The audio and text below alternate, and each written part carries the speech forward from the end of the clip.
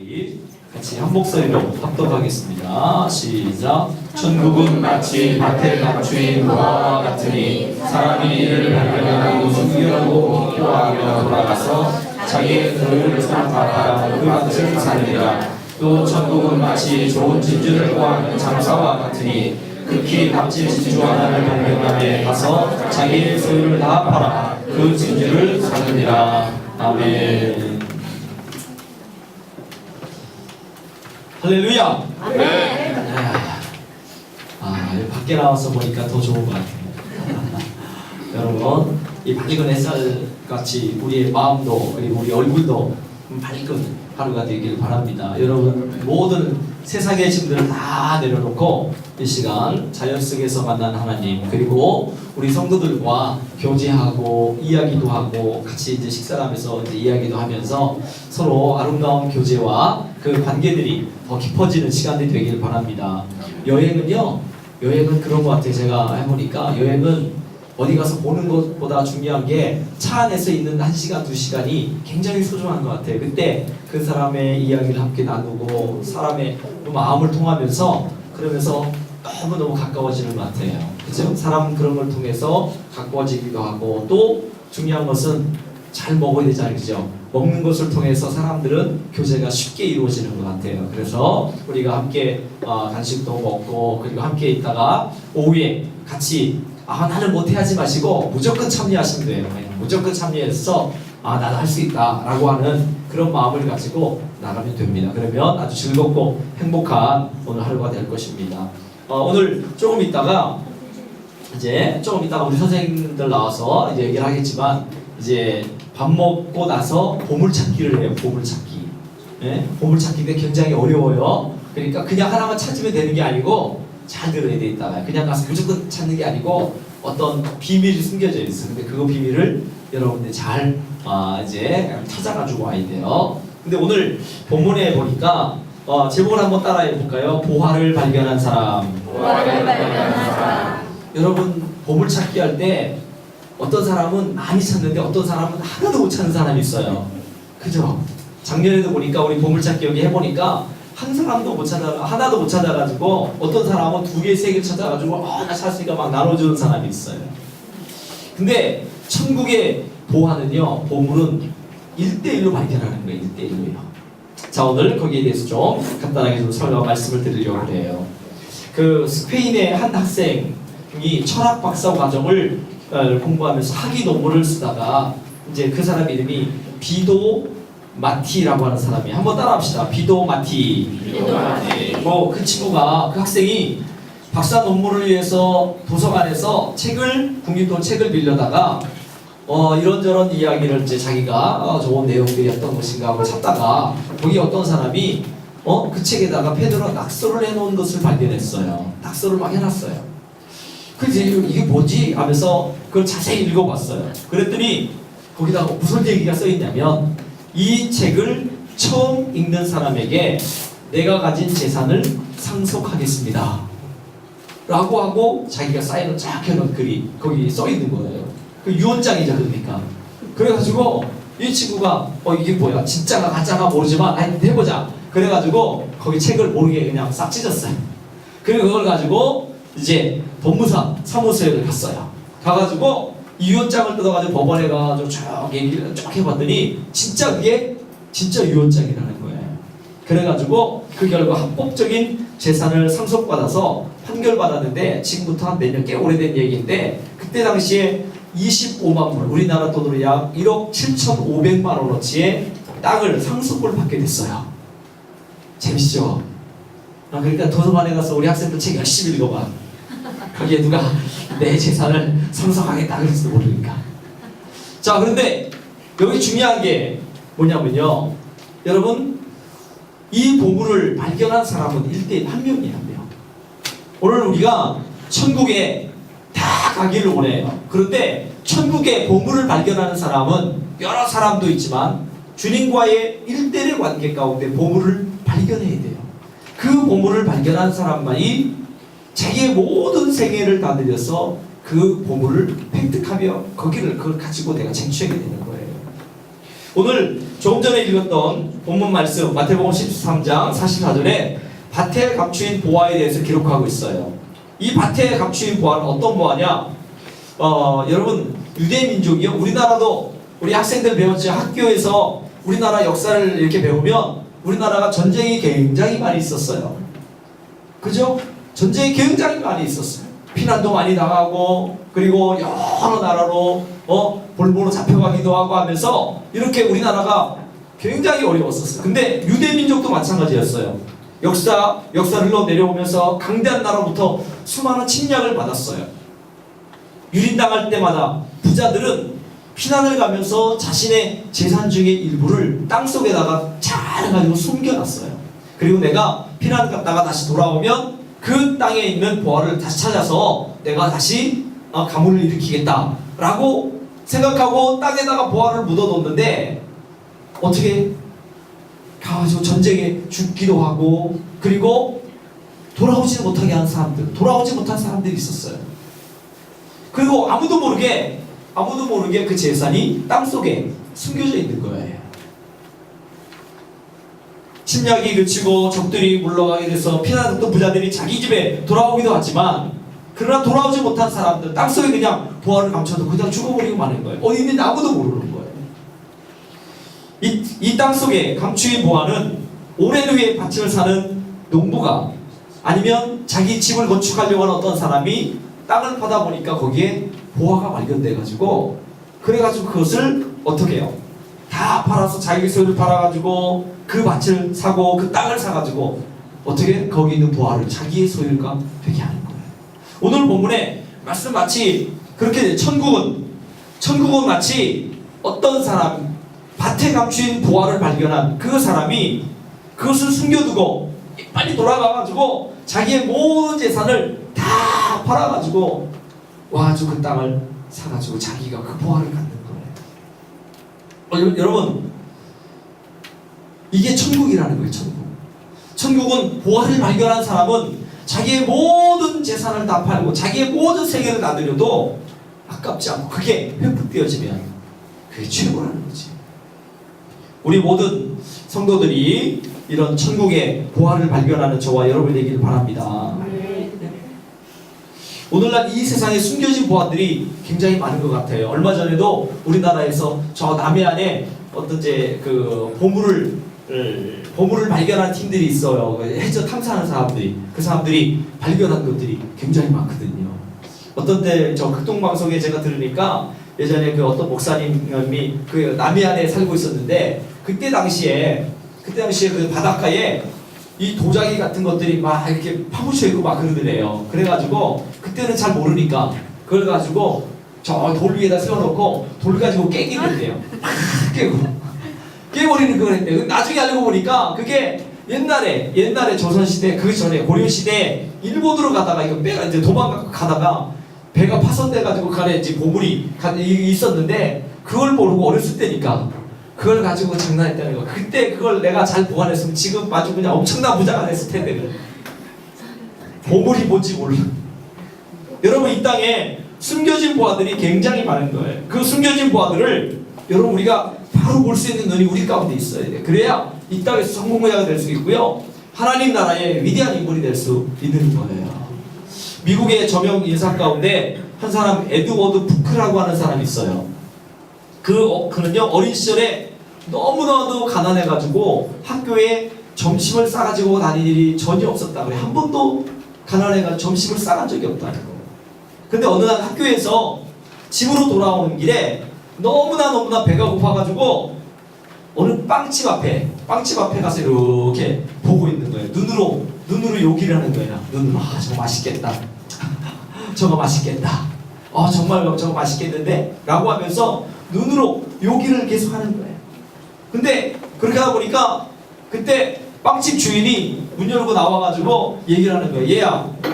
얘야 참 먹은집스럽지? 우리 이 빵 맛이 진짜 좋아! 라고 하면서 자랑을 하는 거예요. 그랬더니 이 아이가 하는 말이 뭐냐면 아저씨 이 먹음직스럽게 생겼는데요 유리창에 먼지가 너무 많이 껴가지고 탐스럽긴 하지만 별로 맛이 없을 것 같아요.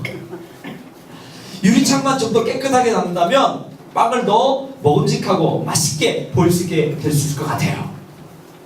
라고 대답했어요. 그럼 이 말을 듣던 빵집 주인이 머리를 끄덕이면서 그런 거예요. 그래. 내 말이 맞다.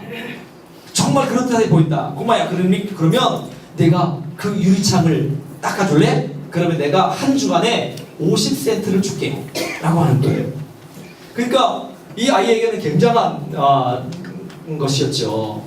가난 때문에 매일같이 학교에서 점심을 거르어야 했는데 이 부부에게 한 주간에 50센트는요 점심을 해결할 수 있었어요. 한 주간에 점심을 해결. 그래서 선뜻 그렇게 하겠다고 했죠. 그래서 부부는 매일마다 학교에서 돌아오는 길에 그 빵가게에 들어가서 유리창을 깨끗이 닦아줬어요. 그리고 자기의 인생 문제도 해결받았어요. 학교라고는 그 사람이 초등학교 6년밖에 다니지 않았어요. 근데 부크는 길거리에 숨겨진 보화를 그 후에도 많이 찾아내는 이 안목을 갖고 있었어요. 초등학교 6년밖에 안 돼요. 그리고 결국 26세 때에 필라델피아에 가가지고 레이디스 홈 저널이라고 하는 부인들이 보는, 여자들이 보는 잡지 회사를 인수받았어요. 그리고 30년 만에 300만 부가 발행되는 세계 제1의 부인 잡지사의 오너가 되었어요. 여러분 돌이켜 생각해보면 에드워드 부크에게 발견된 첫 번째 놀라운 보화란 때와 먼지가 더덕더덕 붙여있던 빵가게의 유리창 거기 속에 담겨져 있었던 거예요. 여러분 감춰져 있는 보화를 찾아낼 줄 아는 그 해안이 있어야 한다는 거예요.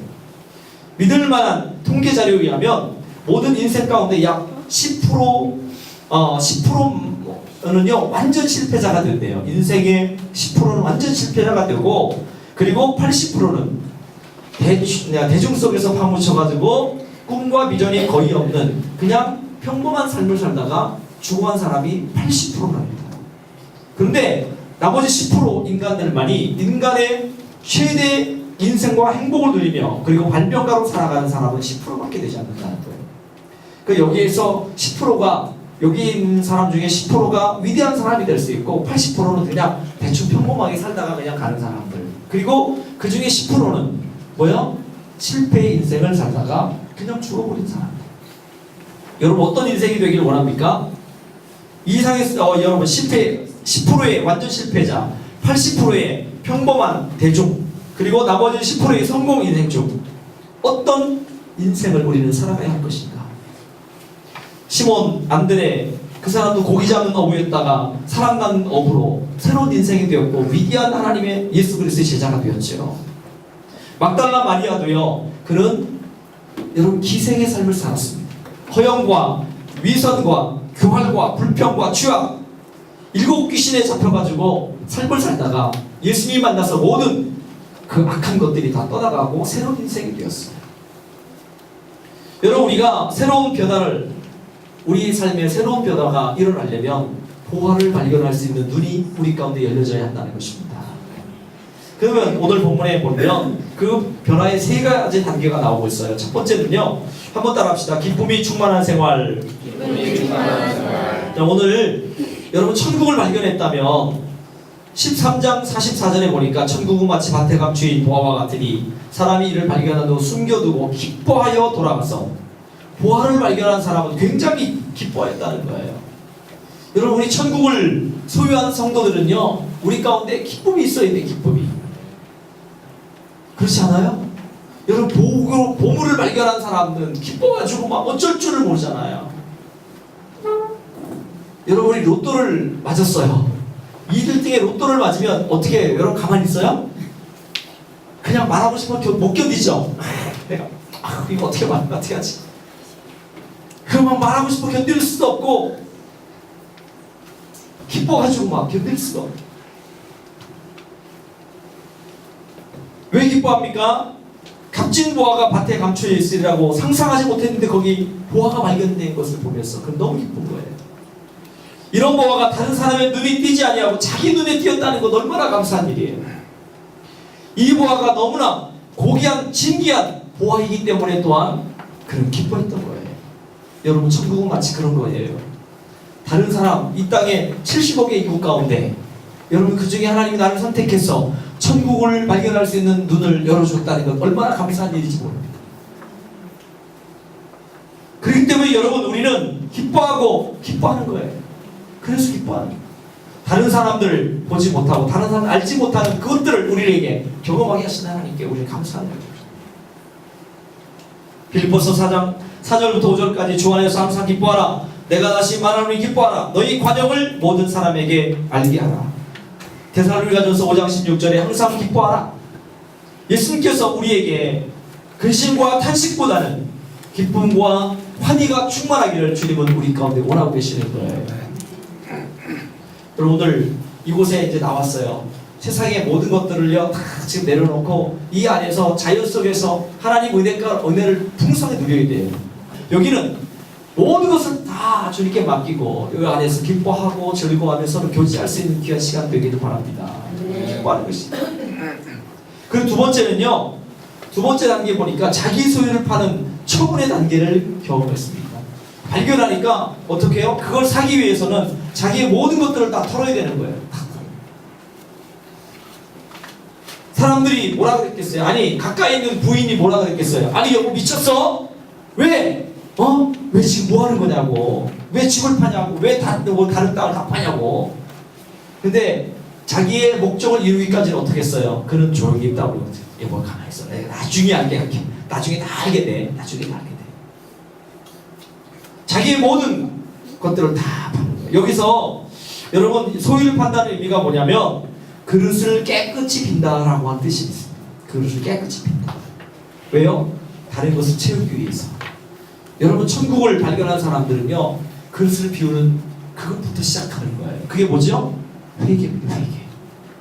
그릇을 비우는 거예요. 세상의 것들을 꽉 차있던 그릇들을 자꾸 깨끗하게 씻겨내는 거예요. 그래서 어떻게 해요? 이제 새로운 하나님의 은혜를 거기다가 담아야 되기 때문에 그렇습니다. 거추장스러운 것들 이런 것들을 다 버리는 거예요. 그쵸? 우리가 깨끗한 생수를 담으려면 그 안에 있는 더러운 것들, 먼지들 이런 것들을 다 버려야 되는 것처럼 여러분 우리 안에 있는 것들을 다 버리는 소유를 버리는 거예요. 여러분 우리에게 이것은 다른 말로 뭐냐면 우리에게 포기와 희생을 이야기하는 겁니다.